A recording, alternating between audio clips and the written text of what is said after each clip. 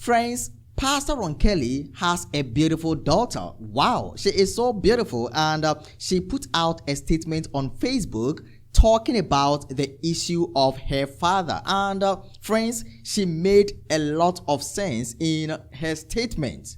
She made a lot of sense, and we are going to look at the statement she put on Facebook now. She says, "Those of you who know me may have heard the recent news of the firing of my dad, Pastor Ron Kelly. Growing up as a pastor's kid, you are exposed to a lot more knowledge of the inner workings of the church, and therefore, as with any other organization, you see more of its flaws. Despite that, my dad never allowed us to speak poorly of the conference or the individuals that work in it, even when those individuals made decisions that negatively affected my father. My father has given his whole entire life to the church and to God's cause, 35 years to be exact. He has done so not only willingly but happily. He has sacrificed time with his family and any sense of margin in his personal life, even detriment to his own health, to move the cause of God forward. I share all of this with you because I am beyond appalled at the decision of the Michigan Conference to fire my father from the village SDA church. Within the span of 3 short days, the Michigan Conference determined to fire my father. They state that this process was done with much prayer and discussion. But I must respectfully disagree.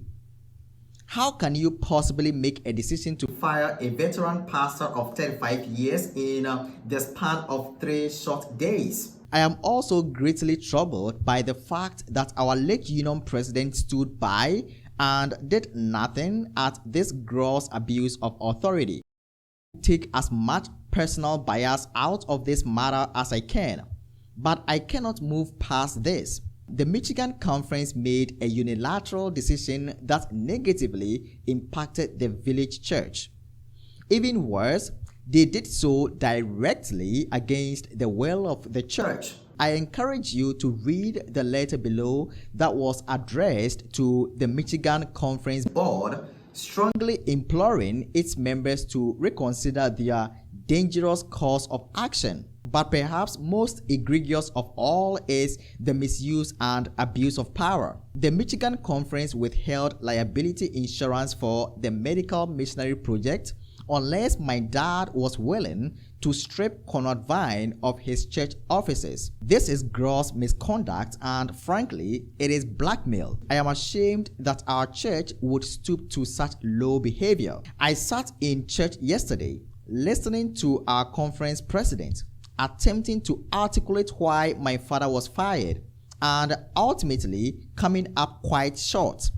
Meanwhile, the church was filled to the brim with frustrated, hurt members, and justifiably so. Elder Michelle even went so far as to state in the meeting that it was just a difference of opinion. This is not a justifiable reason to fire a faithful pastor of 35 years. Matthew chapter 18 verses 15 to 17 says, "If your brother or sister sins, go and point out their fault, just between the two of you. If they listen to you, you have won them over. But if they will not listen, take 1 or 2 others along, and that very matter may be established by the testimony of 2 or 3 witnesses. If they still refuse to listen, tell it to the church. And if they refuse to listen even to the church, treat them as you would a pagan or tax collector." My dad never wanted this story to become public, and he's gone through great distress over this situation. I believe the reason for my dad's termination is extremely evident to anyone who is open to hearing and understanding the truth. We must hold our leaders accountable when they make a decision that does not represent the will of the people. I want to be clear. I do not believe these individuals are bad men. I went to school with several of the board members' children, and Elder Michelle's sister was my dean at GLAA, and she was wonderful. I believe these are good men that have made a very bad call. Dennis Healy says this about the rule of holes. When you are in a hole, stop digging. I want to implore the conference officials, see the massive error you have made and stop digging. Have the courage to admit that this was a bad call and reinstate Ron Kelly as senior pastor of the Village SDA Church and give Conrad Vine his day in court. Wow, friends, this was a great statement by the daughter, let me use the word, beautiful daughter of Pastor Ron Kelly, Julie Kelly. That was so brilliant, and I can see from the statement that Julie Kelly is very smart. She is very smart young woman. Everything that Julie Kelly said in the statement was correct, and I perfectly agree with her 100%. Friends, the conference made a mistake. They made a great mistake. I mean, the Michigan Conference. They made a mistake, and instead of them to boldly accept their mistake, they are not doing that.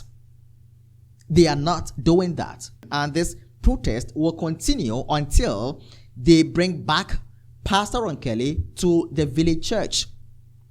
Because we have not seen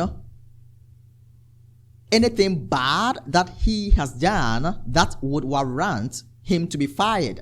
So is the Michigan Conference president usurping his power? Yes.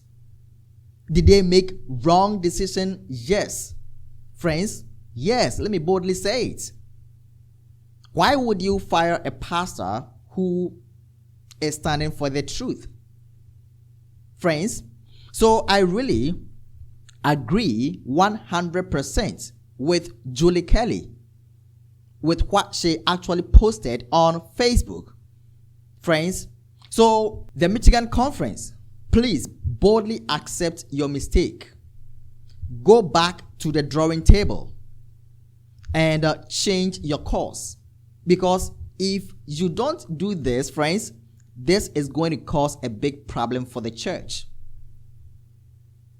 People have lost confidence in some of the conferences. And we all know many SDAs have lost confidence in many of our conferences. And now this is one of the reasons why people no longer want to be under the conference, because we are beginning to see that some of the conferences are actually making some decisions that are not right. Friends, this is all that I had to share with you today. Let me know your thoughts in the comments about what the daughter of Ron Kelly posted on her Facebook page.